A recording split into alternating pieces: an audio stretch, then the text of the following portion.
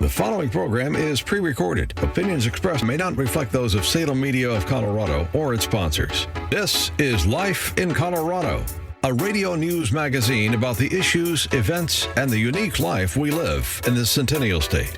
Welcome to Life in Colorado. I'm Jim Nichols. Thanks for being with us today.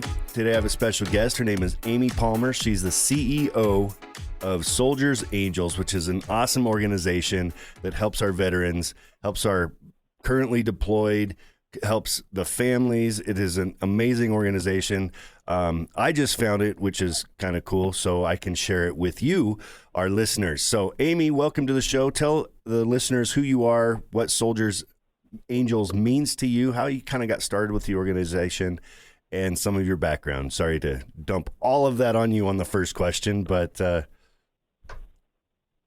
welcome to the show. I appreciate it and appreciate the opportunity. Thank you.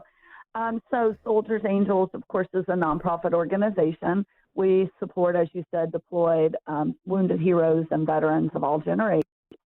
Our organization was actually started almost 20 years ago now by General Patton's family when one of the Patton heirs was actually deployed to Iraq. So Patty Patton started the organization initially to get deployed care packages to service members. And, it was in the early days right after 9/11, and they were needing more and more packages. And so She created a website where people could come and volunteer and adopt a deployed service member. So over the first 10 years, we had over 180,000 volunteers come through and register and adopt a deployed service member. Very cool. And I understand that I did a little bit of research. I read her story, how it got started. But she initially was sending care packages to her son, and he noticed that other people in his platoon were not getting care packages on a regular basis like he was.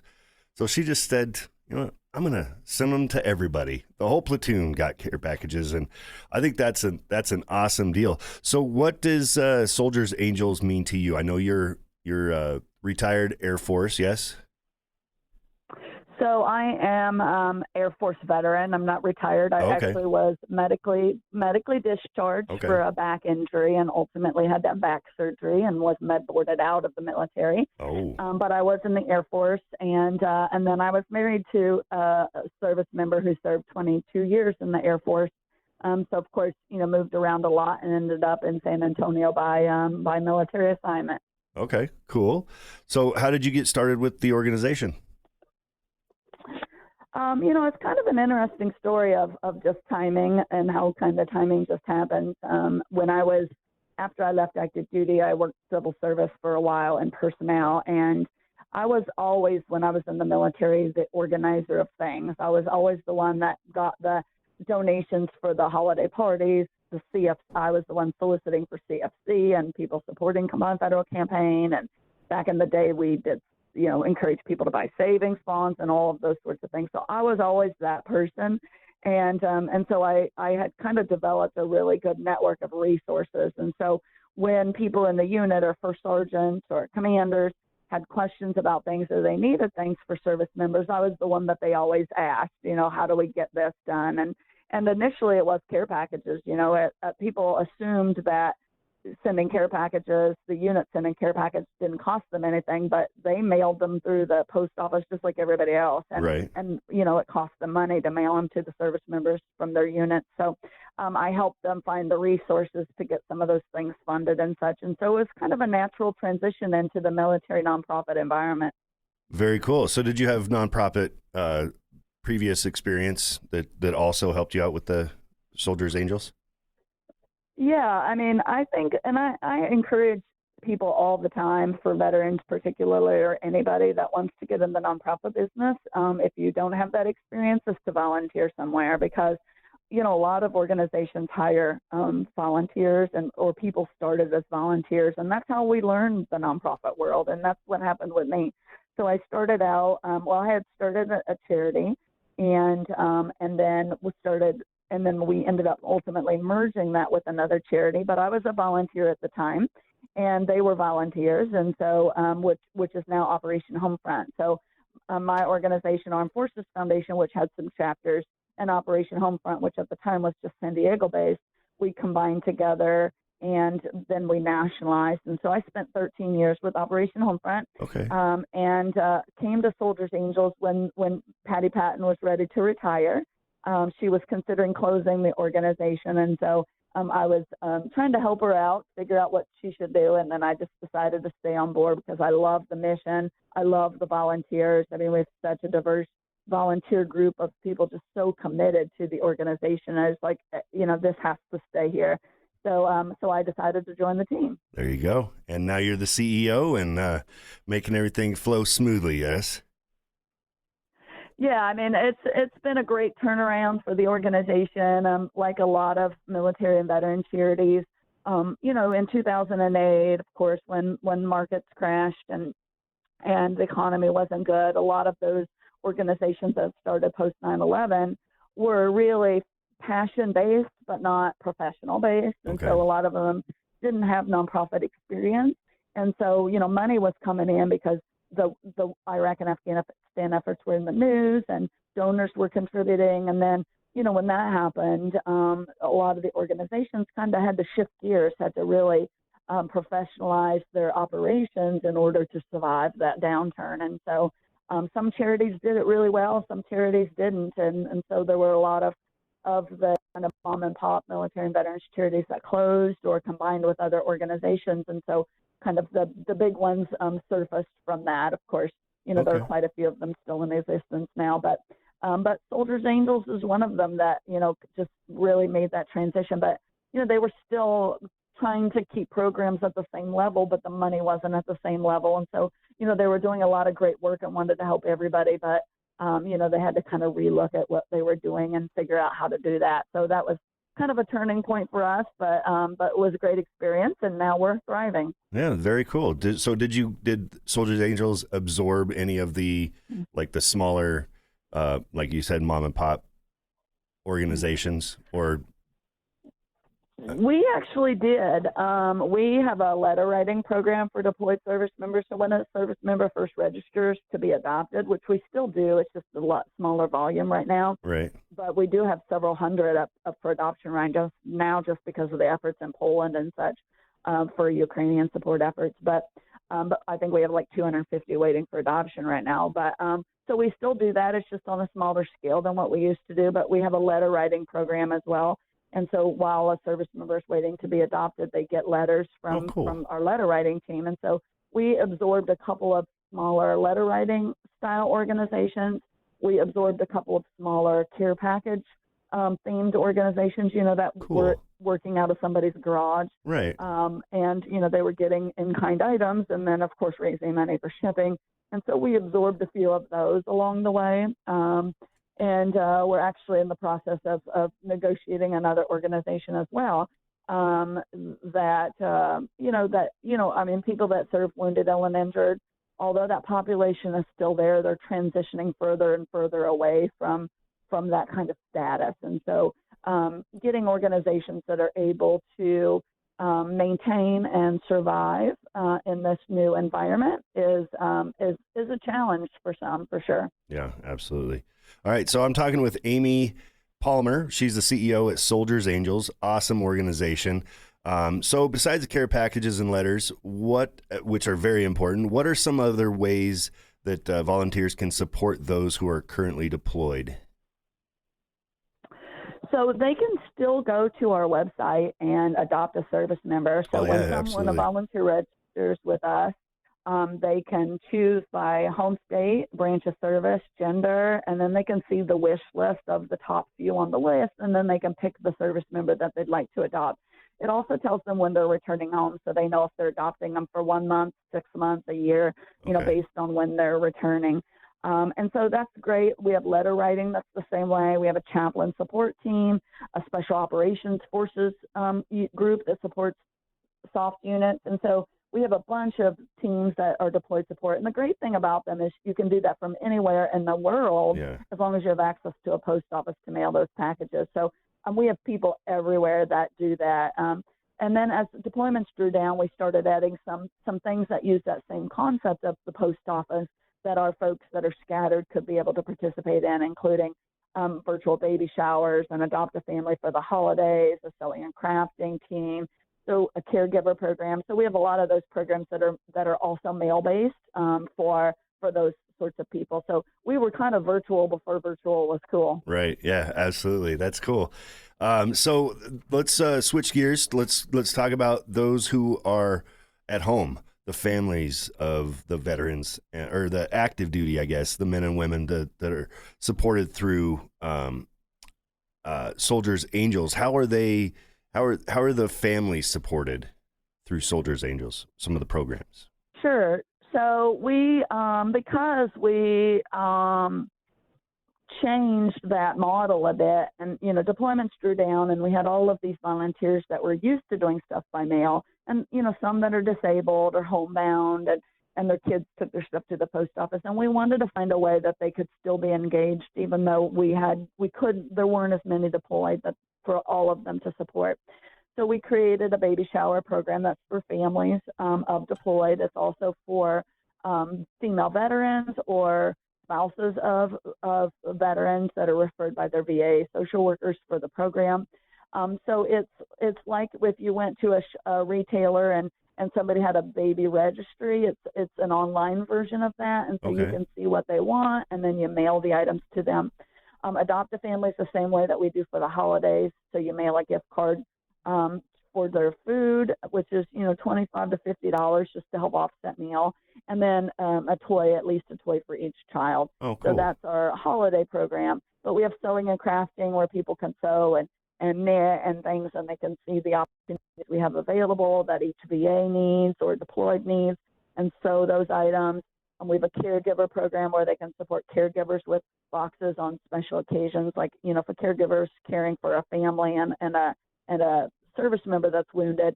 They often forget themselves, so they can mail them boxes. We have special occasion boxes for their birthdays and anniversaries and all sorts of things, just to kind of make sure that they are always appreciated. So we created all those things using that same model and using that same system, but they're all done through mail, so people can do that anywhere in the country. Very cool. So let's talk about one of the campaigns you have going on right now, the Go Camo Care Package Collection. Talk a little bit about that and what that is. Yeah, so we do collect care package items year-round and get a lot of snacks and hygiene items here. But we do a really focus on it this time of year because usually there's a kind of a change of deployments and a rotation about this time where we usually have a high demand for care packages. Okay. And so when a service member registers with us to be adopted, and there's sometimes a waiting period for some of them to get matched. And so we have to offset those packages from here. And so over the last couple of weeks, we've mailed about 700 care packages to deployed service members that were in queue that didn't get adopted within those 14 days.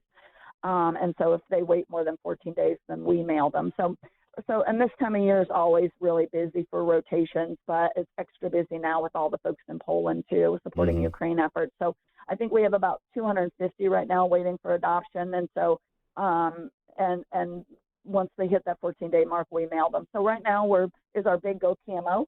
We have a wish list on Amazon people can buy from. We have a list on their website where they can send items to us directly. So it's really your basic snacks and hygiene items that are traditional care package items. Okay, cool. So if somebody wants to get involved in the Go Camo Care Package Collection, they just go to the website. That's where I found it. I had to do a little bit of digging, but if you just go search Go Camo Care Package, you'll find it. It's fairly easy.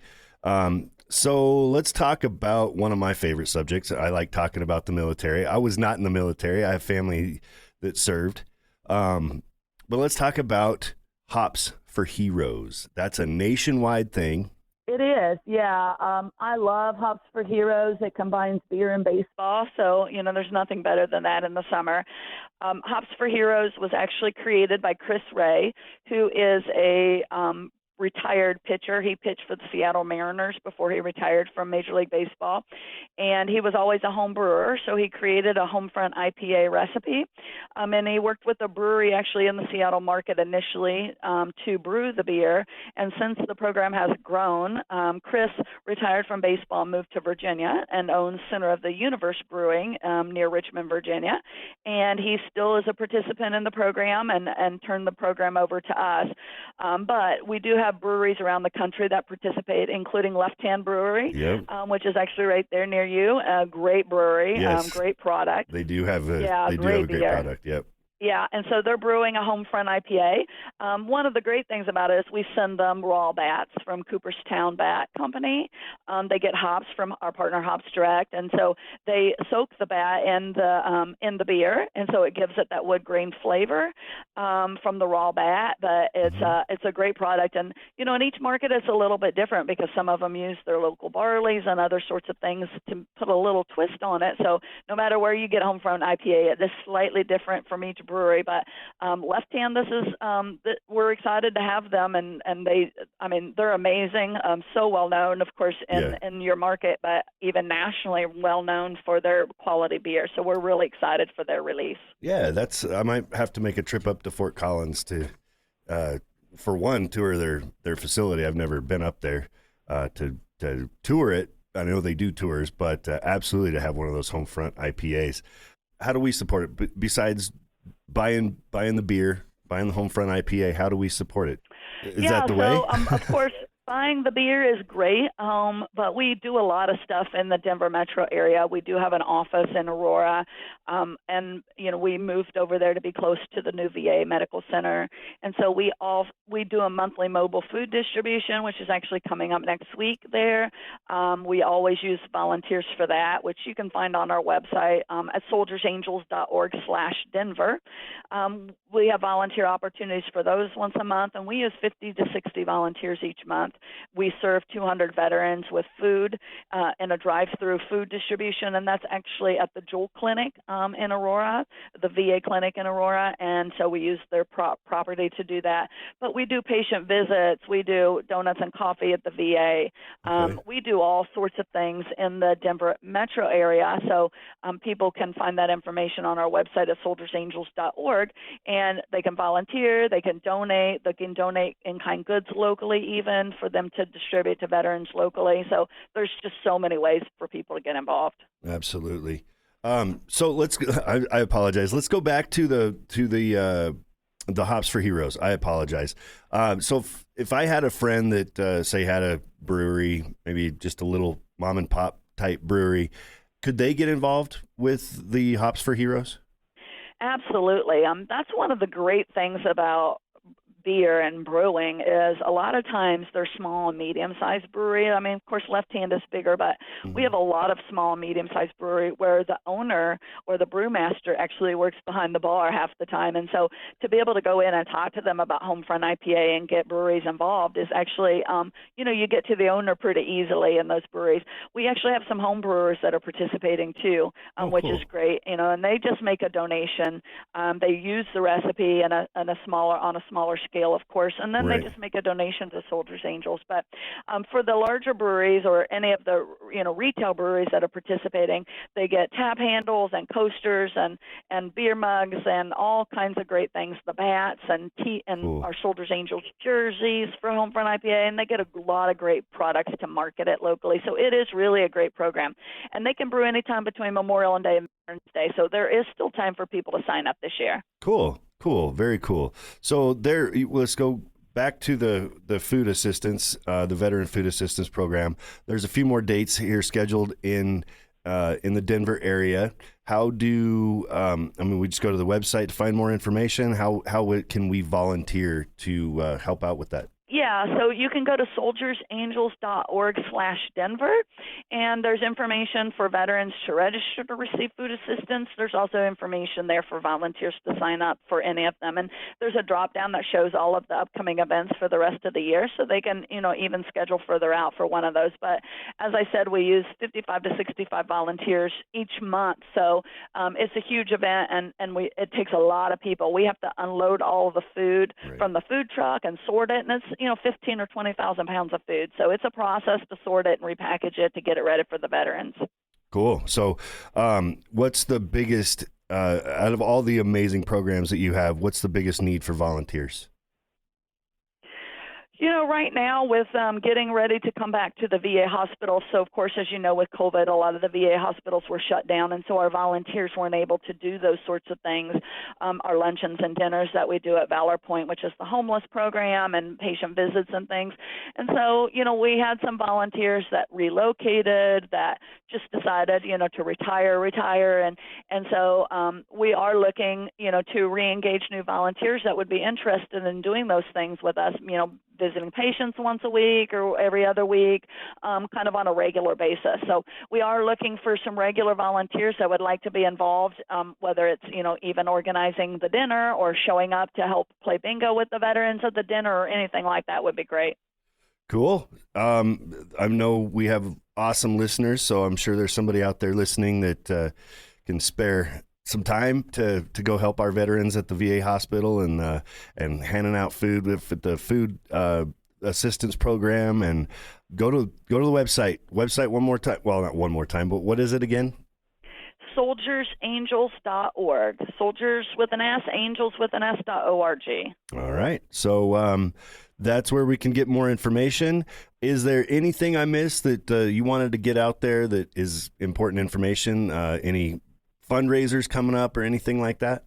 Well, of course, as I said, go check out Left Hand Brewery and try the Homefront IPA, which will be out shortly there. So it should be available in the next couple of weeks that you should be able to get that beer coming up.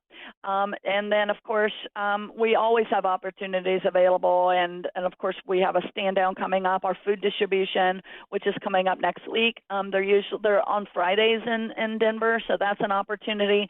But as the VAs are starting to let us back in, we're really in need of volunteers to come help us do patient visits and visit those veterans.